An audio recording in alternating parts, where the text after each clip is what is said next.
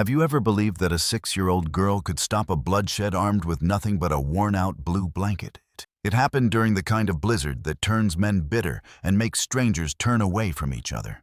A night where the wind howled like wolves and survival meant thinking only of yourself. But in the middle of that merciless storm, one small child made a choice so simple, yet so powerful, it melted not just snow, but generations of hatred.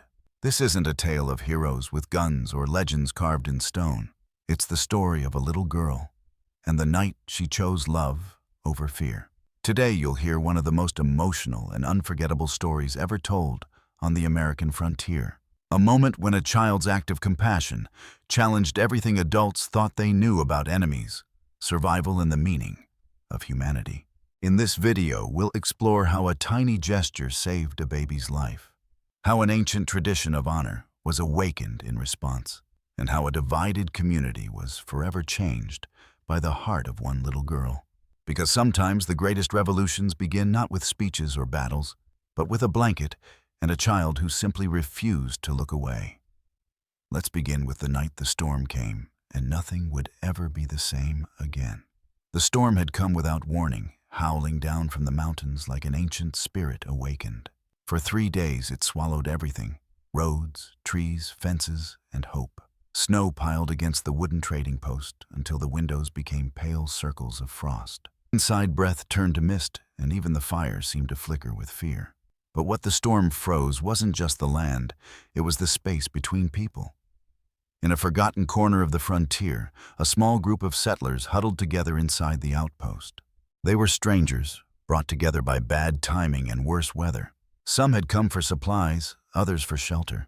But now they were trapped together, yet alone. Among them was Samuel Whitmore, a man whose eyes had long since stopped trusting, his wife Elena quiet and weary, and their 6-year-old daughter Lily Mae curled under a hand-stitched blue blanket that still smelled of her grandmother's lavender. Outside, barely visible through the ice-crusted glass, a group of native families crouched beneath the overhang of the building. Denied entry by Morrison, the trading post owner, who feared trouble more than he feared the cold. They had nowhere else to go. One of the women held a baby wrapped in thin fabric, her arms trembling not just from the wind, but from the slow, creeping panic of a mother watching her child go still. Inside, no one spoke of the people just beyond the walls. They didn't have to.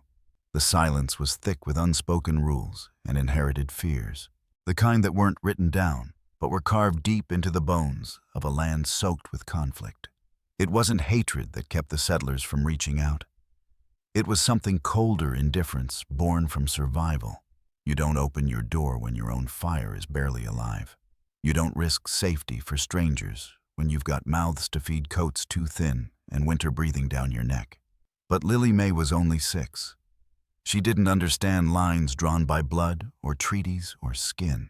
All she saw was a baby turning blue in the snow, and a mother with eyes just like her own mother's, terrified, helpless, praying to no one in particular. The wind screamed through the cracks in the walls, and the floor trembled under its anger. But in Lily Mae's chest, something soft refused to freeze. And that's where this story begins, not with a battle, not with a sermon, but with a storm, and a little girl pressing her face to a window wondering why no one was helping the baby outside. Because sometimes it's not the cold that kills, it's the way we learn to live with it. And what Lily Mae was about to do would warm more than just one tiny child.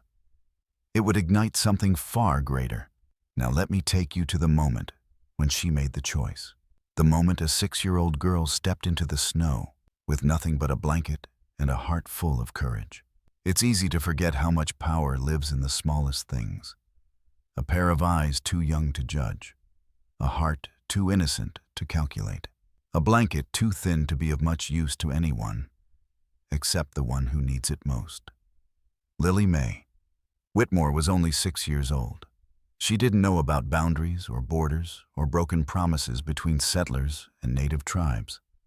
What she knew was warmth, how it felt to be held by her mother, to be tucked in each night beneath a blue blanket that still carried the scent of wildflowers and smoke.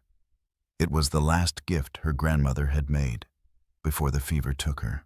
That blanket was comfort. It was home, and yet on that night surrounded by adults too burdened by fear to act. Lily May held that blanket in her arms and looked at a baby outside turning still in the cold. She had never met that child, couldn't understand the language his mother cried in. But none of that mattered, because what she could understand was the silence that came when a baby stopped crying and what that meant. Her mother had said there was nothing they could do. Her father had closed the curtain, but Lily May couldn't close her heart. In the hush of the trading post, as the wind raged like a living thing outside, she rose from the floor without a word, tiptoeing past sleeping bodies, past whispered fears, past the heavy warning of her father's voice ringing in her memory. The wooden floor creaked softly beneath her bare feet. The door was heavy. The cold bit into her bones, like teeth. But she stepped through anyway. And in that moment out there in the snow facing the storm, and a woman who looked at her like she was both hope and impossibility, Lily May held out the only thing she had, her blanket, her most treasured possession, her shield against the cold, her connection to the woman who once told her, "Kindness is like fire, it spreads even when the night is dark." She didn't speak. She didn't need to. She simply placed the blanket over the baby, tucked it gently beneath the woman's trembling hands, and stepped back. It was a simple gesture. No thunder cracked. No light split the sky. Just a child choosing love in a world that had taught her to be afraid. That moment didn't make history books. It wasn't recorded in ink or carved into stone, but it was witnessed by the mother who had no words, by the storm that briefly held its breath, and by the tribe that would remember it for generations. Because sometimes the smallest hands carry the greatest strength. And what Lily May didn't know, what none of the settlers knew, was that someone else had seen. Far beyond the trading post, through snow and shadow, a message was already traveling. Now let's go to the campfires where stories still live, where the tribe heard whispers on the wind and prepared their answer. To some, it was just a blanket, faded blue edges, frayed small enough to wrap around the shoulders of a 6-year-old girl. But to Lily May, it was everything. It was the warmth of her grandmother's lap on winter nights, the smell of home when lightning cracked across the prairie sky, the soft, familiar weight that shielded her from nightmares and storms alike. That blanket had been hers since before she could speak in full sentences. And now it lay draped over a child. She'd never met a child whose skin was darker, whose language was foreign, but whose need was deeply, unmistakably human. Inside the trading post, Samuel stared through the frosted window, unable to speak. He saw his daughter standing beside the native woman, shivering, but unmoving, watching the baby breathe more easily with every second. That blue blanket, he knew what it meant to her. And suddenly his fear, the fear of what might happen if they got involved, felt smaller, less certain. For the mother outside Ayanna, the blanket meant something else. It wasn't just warmth. It was grace. It was hope delivered by the most unlikely of messengers, a settler child in a land where settler hands had taken so much. She didn't know who the girl was, didn't know her name or the story behind that blanket, but she felt the intention in its threads. She saw the honesty in Lily May's eyes, the absence of suspicion, the raw, sacred courage of a heart that hadn't yet learned to hate. To Ayanna, the blanket wasn't a gift. It was a sign. In her culture, blankets were more than cloth. They were symbols of alliances formed, of bonds sealed, of lives honored and remembered. A blanket was what you gave when words failed, when you needed to say, "I see you, I honor your pain, I share what I have." That night, as snow continued to fall and firelight flickered through the glass, both families held their breath on opposite sides of a wall, united not by agreement or understanding, but by a single act of humanity.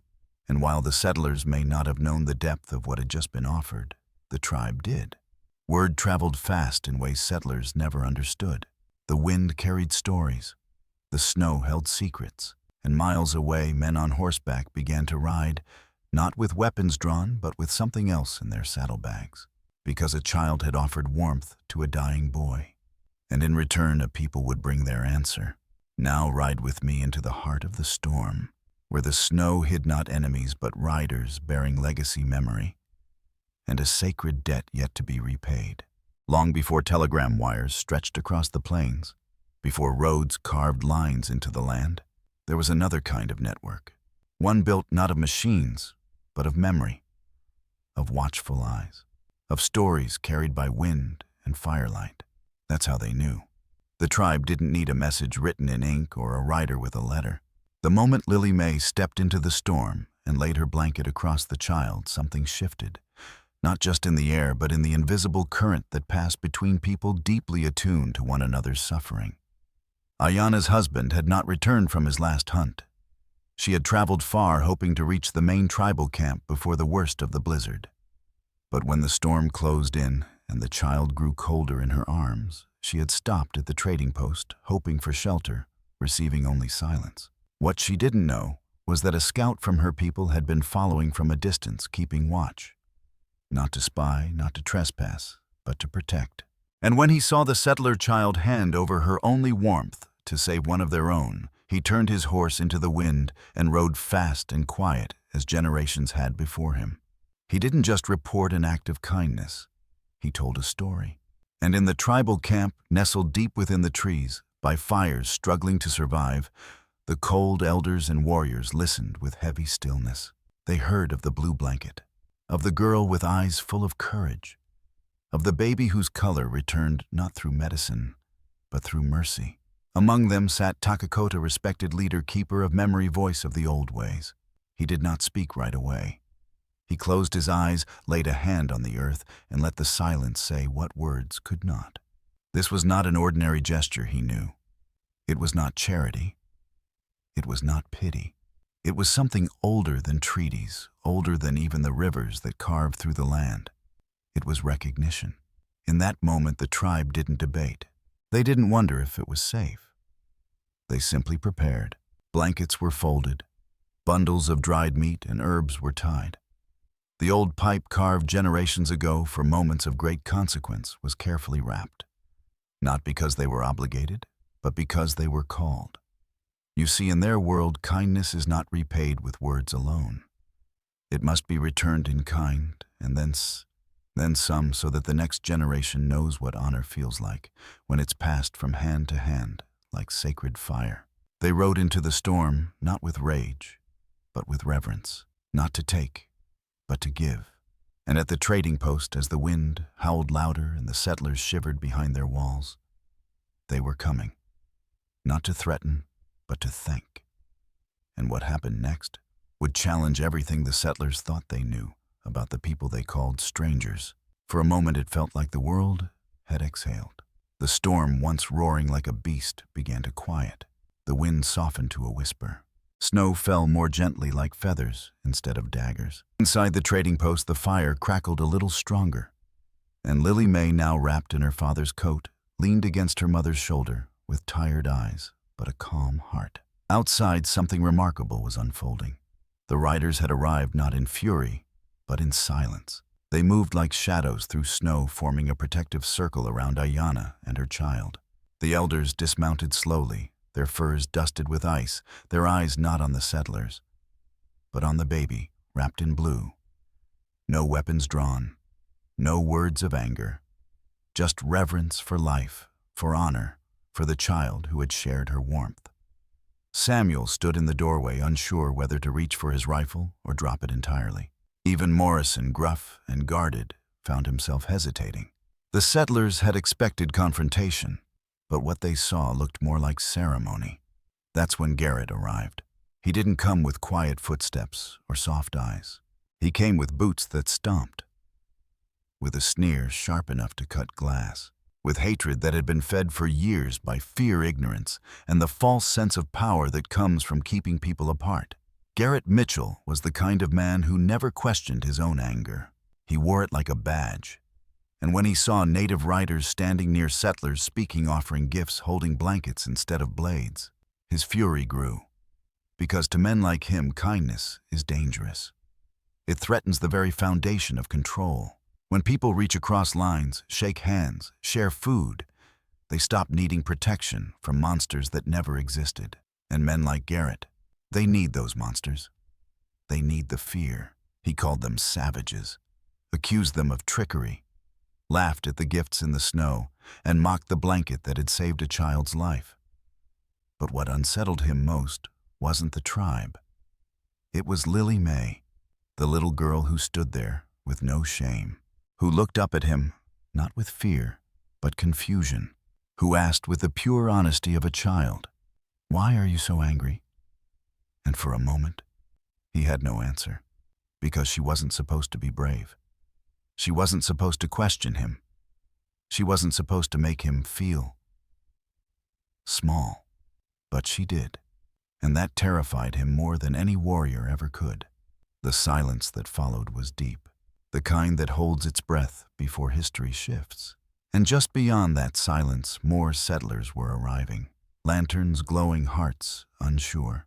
Would they choose fear or follow the fire a child had lit with nothing but a blanket and her heart? We're about to find out. Garrett sat tall in his saddle, the reins tight in his fists, jaw clenched like a vice. Behind him, 4 riders mirrored his anger rifles slung low, eyes scanning the crowd not with curiosity, but calculation. The storm had softened, but something colder lingered in the air, the standoff between fear and compassion. To Garrett, this scene looked like weakness, settlers standing among savages, accepting gifts, exchanging words. A child at the center of it all. It was everything he'd spent a lifetime resenting. Because if kindness could cross lines drawn in blood and history, what else might come undone? He barked accusations, called it manipulation, claimed they were being lured into a trap, softened for slaughter. He pointed at the baby now cooing in Ayana's arms, wrapped in Lily May's blanket, and scoffed like life itself was just a tool to deceive. No one answered him at first. No one needed to. Because standing just a few steps ahead, framed by the soft glow of firelight and snow, was Lily May, small, quiet, and steady. She looked up at him, not in defiance, not in fear, but in something more unsettling to a man like Garrett, unfiltered truth. And then she asked the question that pierced more deeply than any threat, "Why are you so angry?" It wasn't shouted. It didn't come from a place of rebellion. It came from a place of confusion, of innocence, of wanting to understand, a kind of hatred that made no sense in her 6-year-old world. Garrett's sneer wavered. His horse shifted beneath him. His men exchanged glances, suddenly unsure. Lily May went on, her voice soft but certain. "They said thank you.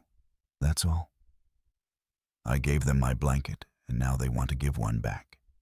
Isn't that fair?" The settlers behind her held their breath. Some clutched children tighter.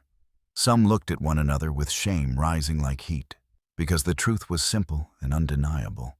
And sometimes the simplest truths are the hardest to argue with. Garrett couldn't answer her, because in doing so he'd have to face the hollowness of his rage.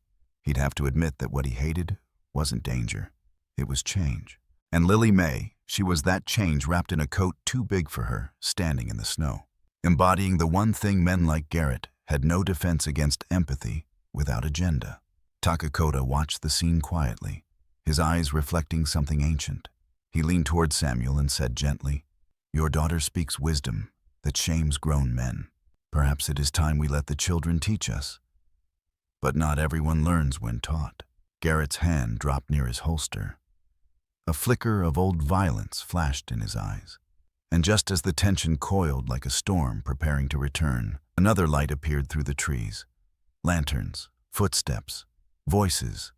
More settlers were arriving, drawn not by hate, but by the whisper of something rare: hope.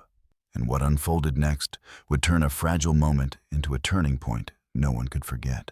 The footsteps came slowly, at first muffled by the snow, hesitant like hearts unsure of what they were walking into.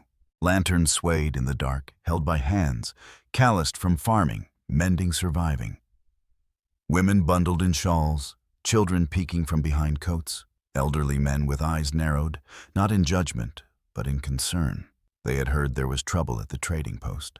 Indian trouble, some had said in hushed voices. But what they found when they arrived was not what they expected. No arrows, no blood, no war cries in the wind. Just a circle of people, some settlers, some native, gathered in silence with gifts laid gently in the snow, and a child at the center of it all. Lily May, still small, still shivering, still holding space between two worlds that had never stood this close without drawing steel. The new arrivals paused. Confusion gave way to curiosity, then wonder. It was Mrs. Patterson who stepped forward first, stooped with age but steady in spirit.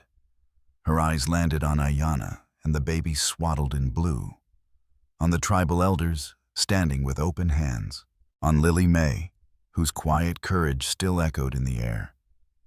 "What's going on here?" she asked gently. Ayanna answered in halting English, her voice trembling but clear. "Little girl." Gave her blanket. "My baby live?" That was all she said. That was all she needed to say. The truth, like the cold, found its way into the bones. A murmur spread through the crowd. A mother clutched her own child tighter. A young father stepped forward, eyes wet. She gave away her only warmth. He whispered more to himself than anyone else. "That takes more courage than I've ever had." One by one, the settlers began to move not away, but toward the fire, toward the circle, toward the people they'd been taught to keep their distance from. Someone added wood to the flames. Another laid down bread from their pack. A little boy handed a carved wooden horse to Ayanna's baby, whose tiny fingers wrapped around it without hesitation. The barrier had cracked, not through force, not through diplomacy, but through one act of decency that reminded everyone what it meant to be human.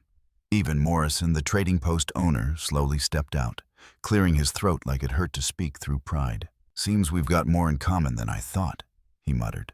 Garrett watched it all with growing alarm. The lines he had counted on us and them, good and bad, were blurring in the snow, and he hated it. But the people weren't listening to him anymore. They were listening to Lily May, to a child who had given without asking, and who now showed them a way forward. A circle was forming, not of power, not of defense, but of trust. And at the center of it, a little girl stood beside the tribal elder, as something ancient and sacred was about to be offered. A pipe of peace carved from stone, passed down for generations. The fire crackled softly, casting long shadows across the snow as the two circles, settlers and tribal riders, merged into one. The air was still not with fear, but with a silence that carried reverence. You could feel it the way you feel the hush before a hymn, or the pause before a prayer. No one dared to speak above it. Takakota stepped forward with slow, deliberate grace. In his hands he held something wrapped in deerskin and tied with red thread. Every eye followed him as he unwrapped it. A peace pipe, carved from white stone, cool and luminous even in the firelight. Symbols etched into its surface told stories of rivers and stars, of battles fought and peace restored. Its stem was wrapped in soft leather adorned with feathers that fluttered with each movement, each one a memory, a vow, a life. "This," Takakota said, his voice carrying the weight of many winters, "is not just a pipe. It is a promise." He looked not only at the settlers, but at their children, the next generation, who would inherit whatever came from this moment. In our tradition, he continued, this pipe is used only in moments that must never be forgotten. When enemies become neighbors, when pain meets healing, when a child shows more wisdom than those meant to guide her. Then he turned to Lily May and knelt, his old knees pressing into the snow, his eyes level with hers. "You gave life," he said gently. "Now we offer peace." Lily May didn't speak. She just nodded, solemn and wide-eyed, as if she understood she was part of something bigger than herself. Samuel stepped forward, still wary, still learning, but with shoulders less stiff and hands no longer on his weapon. He met Takakota's gaze, and when the elder offered the pipe, Samuel took it with both hands. Not out of duty, not out of guilt, but out of gratitude. They smoked in silence, passing the pipe between two men who just hours ago would never have stood this close.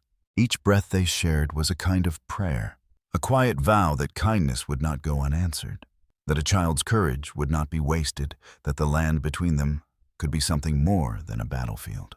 One by one, others stepped forward. Mrs. Patterson, the young father, even Morrison grumbling under his breath, but accepting the pipe with a nod that carried more than words ever could. The smoke curled into the sky, mingling with the last wisps of the storm. Above them, stars began to appear timid at first, then bright and bold as if lighting a path forward. And just when the moment felt like it might finally settle, a new sound broke the silence. Hooves, voices, not peaceful this time, because even as some hearts opened, others still chose to cling to the cold. And Garrett was not finished yet. The fire burned steady now, fed by hands from both sides of the once divided land. Settlers and tribal members sat shoulder to shoulder, sharing food, passing cups, whispering stories in languages that just hours earlier had been met with silence or suspicion. But in this circle, the cold no longer bit the same way. It had been softened by fire, by smoke, and most of all, by a child's act of warmth. Lily May sat wrapped in a new blanket, thicker, richer, woven with threads that shimmered like starlight. A gift from Ayanna and her people. It had taken months to make, they had said. Spun from the wool of sheep that grazed in sacred highlands, blessed by their eldest medicine woman. It was more than warmth, it was protection, honor, legacy. And yet, it wasn't the one that mattered most to Lily, because the old blanket, the faded blue one her grandmother had made, was returned to her that night too, folded with care, edges damp from snow, still smelling faintly of cedar and smoke. It had been wrapped around a life carried through a storm and held like a prayer by hands that once trembled with desperation. Now it was back in her lap. But it had changed. Not in fabric or form, but in meaning. What once was just a child's comfort had become a thread that stitched two worlds together. That night, the elders said the story would be carried to other tribes, to other camps. Not just the tale of a girl who gave her blanket, but of a people who listened. Of a wall that didn't rise higher, but fell lower. Of fire shared instead of taken. It would be told not as legend, but as memory. And as Lily May rested her head on her mother's lap, eyes fluttering closed, she didn't know she had started something.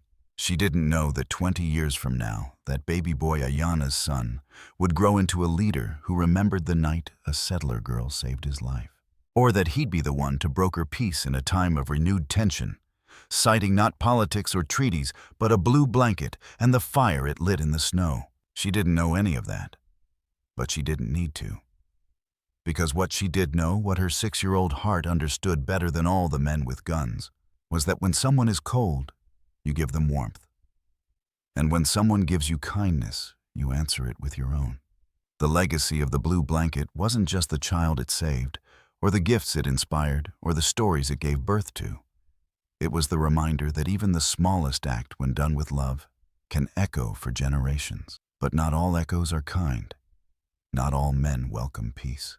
And as the fire burned low, Garrett returned with a different kind of storm on his heels. In the end, there were no parades, no headlines, no treaties signed in marble halls.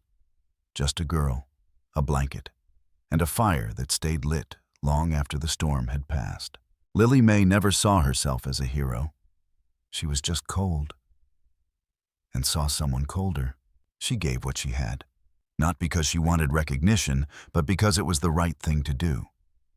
Her choice didn't end wars, but it did start something. It reminded everyone around her, settlers and tribal families alike, that the lines we draw between each other are often no match for the warmth of shared humanity. We forget that sometimes. We forget how easy it is to turn away when the world grows bitter. We forget how quickly fear can build walls. We forget that kindness doesn't need to be loud to be powerful. But Lily May didn't forget. And maybe that's the lesson we're meant to carry from this frozen night on the frontier, that even in the darkest storms, we are not powerless. That in a world quick to divide, the smallest act of connection can be a bridge. That the heart of a child can thaw generations of silence. Today we live in a different world. Different clothes, different tools, different conflicts. But the same choice still stands before us over and over again. Will we close the curtain and say, that's not our problem? Or will we open the door even when it's cold and offer the best we have? Because somewhere out there right now, someone is freezing. Not just in body, but in spirit. And someone else, maybe you, maybe me, is holding the blanket. So the question is never how much do we have to give, It's how much can we afford not to? If this story moved something in you, even just a little, if it reminded you of a truth you may have forgotten, then let it live beyond this screen. Share it. Talk about it with someone you love. Or better yet, let it shape the next small act of kindness you choose to make. And if you want to see more stories like this, tales where courage doesn't come with guns, but with open hands and open hearts, then I invite you to subscribe to this channel. You can watch the next story right here on the screen. A powerful tale about a former outlaw who found redemption not through revenge, but through protecting the life of a child he was meant to forget. Your time, your heart, your presence here, it means the world. Until next time, remember, in a world that teaches us to look away, sometimes the bravest thing we can do is simply to see.